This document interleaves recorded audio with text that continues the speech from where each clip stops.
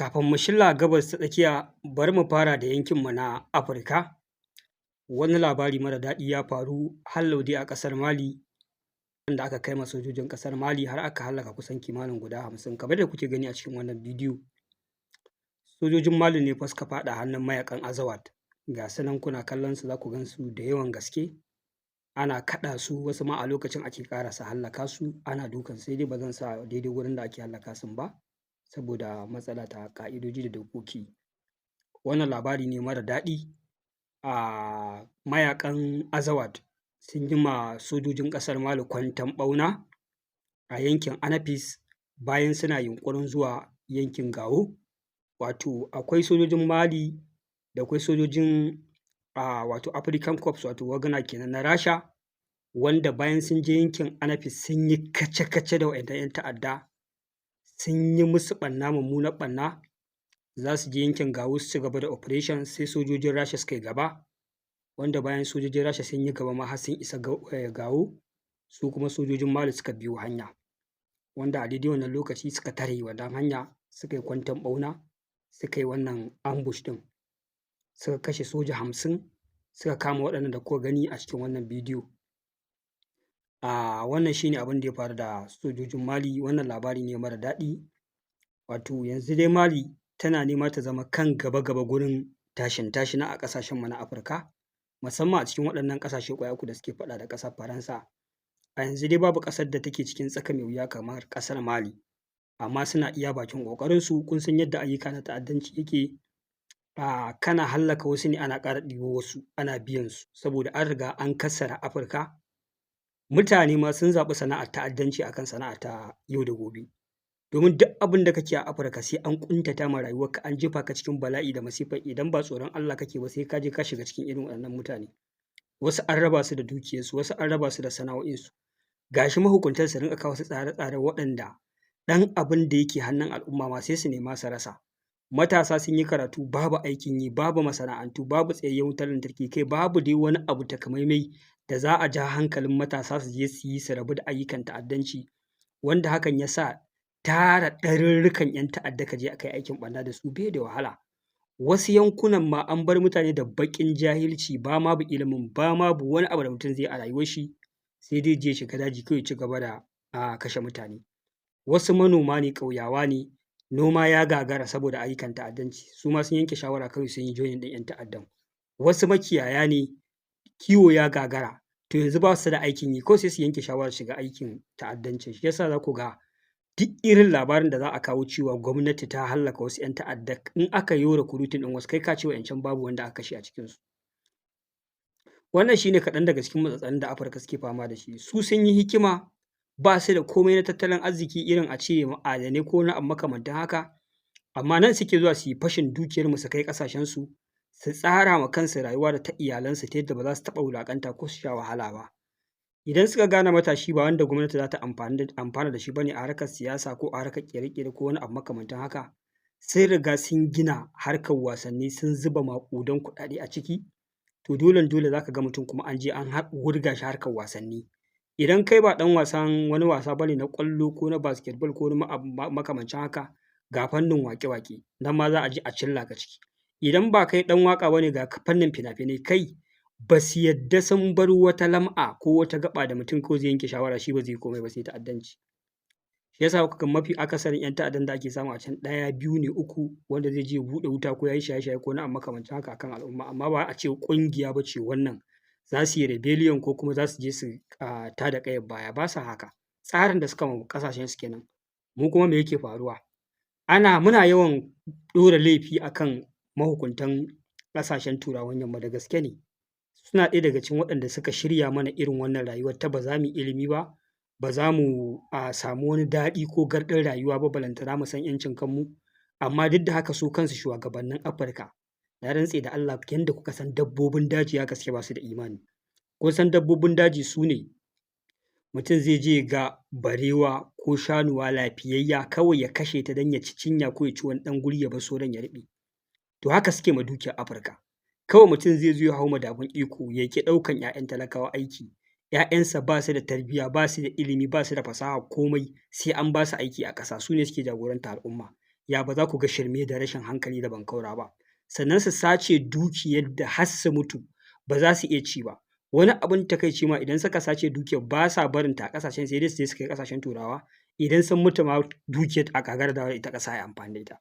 Wallahi Turawa suna da hannu a cikin wahalhalun da muke sha, amma mafi akasari waɗannan jagorori da kuke gani suna jagorantar mu suna ɗaya daga cikin sallar yanayin da kuka ga al'ummar Afirka a ciki. Me yasa da zarar an ɗan samu wani shugaba mai ɗan hankali da ya san me yake, za ku ga ƙasa cikin ƙanƙanin lokaci ta canza. Kun ga kenan har da laifi na jagororinmu. Yanzu duk ƙasar da aka ɗan samu wani sabon jagora mai kishin al'umma, za ku ga yana ta wani yunƙuri na seta ma ƙasar lissafi, ya daidaita al'amura, a gyara ilimi, a gyara harkar tsaro, a gyara harkar asibiti da abubuwa. To su kuma Turawan da sun ga haka sai su fara ƙoƙarin conspiracy, sai an hallaka shi sai ya bar duniya, sai dai a kawo shashasha sakarai wanda za ku yi ta kuka kuna ihu kuna tsine mai albarka, ba zai amfane ku ba zai amfani al'ummarku ba. Wannan shi ne tsarinsu. Allah ya sa mu dace. A taƙaice wannan shi ne abin da ya faru da dakarun sojojin ƙasar Mali na hallaka musu sojoji kimanin 50 da kuma waɗanda aka kama aka yi garkuwa da su. Amma sai dai na tabbatar muku da cewa mutanen nan za su ɗanɗana kuɗarsu biyo bayan wannan ambush da suka yi. Lallai sojojin ƙasar Mali da na Rasha za su ɗauki fansa akan wannan abin da ya faru, a taƙaice kenan. Bari mu koma gabas ta tsakiya. Har yau dai ana nan ana ci gaba da ɗauki ba daɗi tsakanin ƙasar Amurka da ƙasar Iran.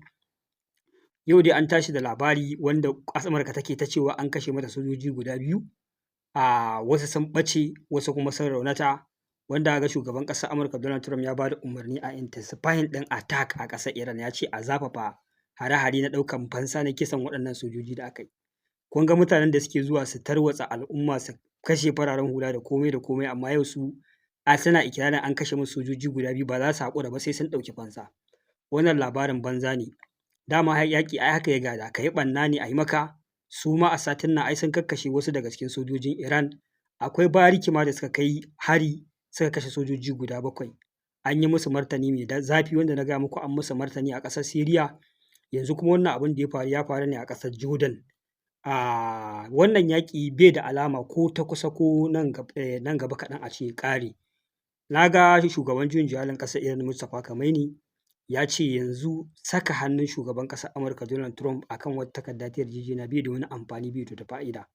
Domin idan da a ce ko da a ce wannan yaƙi an samu wata matsaya yanzu da ƙasar Amurka aka zo aka yarjejeniya da ƙasar Iran, za ta iya zama ba ta da amfani, holoƙo ce kamar yadda wannan ɗin ta zama mara amfani. Ai wannan ɗin ma da aka shimfiɗa ake ƙoƙarin bin ƙa'idoji a kai ga matsaya, ai an saka hannu. Shugaban ƙasar Amurka Donald Trump ya saka hannu, mahukuntan ƙasar Iran sun saka hannu, amma a ƙarshe me ya biyo baya? Da kansa suka zo suka lalata wannan yarjejeniya, aka ci gaba da yaƙi saboda suna ganin za su yi nasara.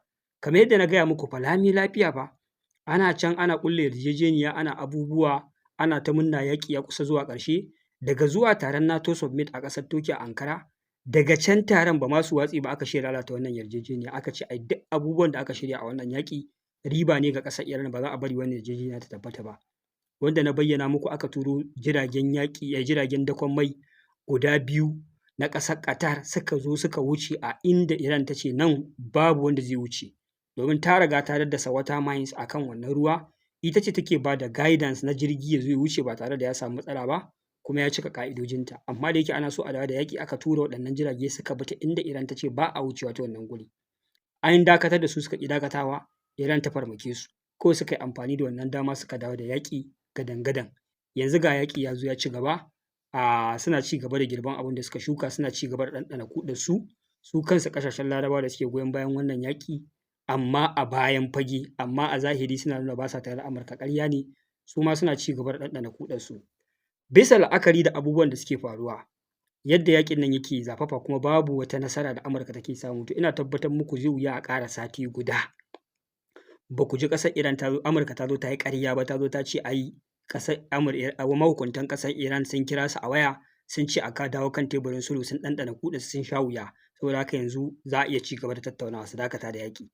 Ni na gaya muku sati ɗaya na baku, ba yau muna Lahadi ba, ina ganin da wuya ƙara zuwa rana ita yau ba ku ji ƙasar Amurka ta zo ta ce ta yi nasara ba. Za ku ji shugaban ƙasar Amurka ya ce mun yi nasara yanzu, mun ƙarasa ayyukanmu, aikinmu ya kammala, yanzu Iran mun ƙarar da makamanta, ba ta da komai ya riga ya ƙare, sun galabaita. Saboda haka yanzu mun dakata da yaƙi. Bayan mahukuntan ƙasar Iran sun kira mu sun roƙe mu cewa a dawo kan teburin sulhu, saboda haka yanzu za a iya ci gaba da tattaunawa, yanzu yaƙi ya dakata mun dawo kan ceasefire, sai kuma ku ji an fara bula an fara maganganu na ƙarya. Ni na gaya muku wannan abin sai ya faru, haka suke yi. Farkon wannan yaƙin haka suka ce ai ba komai da ya rage, Navy, Air Force, komai sun ƙarar da shi. Makaman ƙasar Iran ma 'yan tsiraru ne na turjiya kawai suke amfani da su, amma duk wani abu ya ƙare, komai babu. Haka fa shugaban ƙasar Amurka ya ce we have won, sai riga ma sun yi nasara. Amma me ya faru? An zo an ci gaba da ɗauki ba daɗi, yanzu haka uban hare-haren da Iran take kaiwa a sansanin sojin ƙasar Amurka, a ina aka samo makaman. Kuma duk ƙaryar da suke suna son kai target dubu kaza, wai har yanzu target ɗin nan ba za su ƙare ba ne? Ni sai yanzu an ce an kai hari target sama da 12,000. In ce to target 12,000 ina da ina kenan aka kai waɗannan target ɗin? Kafin ka ce kwabo an gama kai hari target 12,000 ko 10,000 kaza, sai ka ga suna cilla makamai na ban mamaki, makaman nan suna ci gaba da karaɗe sararin samaniyar ƙasashen maƙota, suna faɗawa cikin sansanin sojojinsu. To in kun kai hari target 12,000 to me rage kenan a cikin ƙasar Iran nan? Duk ƙarairayi ne kawai da farfaganda da labarin fatar baki, labarin shuni wanda suka saba. Idan suka sha wuya aka musu ɓanna su yi covering up, idan suka yi ɓanna suka yi nasara ƴar ƙanƙanuwa ko mi ƙanƙantarta, na rantse da Allah kai ka ɗauka yaƙi ya zo ƙarshe, kawai al'amura sun ƙare.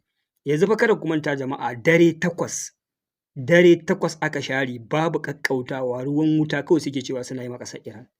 To wai wane irin makamai ne ƙasar Amurka take harbawa cikin ƙasar Iran a kwanaki 8 har yanzu bata cimma wasu abubuwa jigajigai da zaka ji labari ga su nan ƙasar Iran ta galabaita ba ko sun yi nasara a kanta. Ya kamata kai ma ka rinka bincikawa.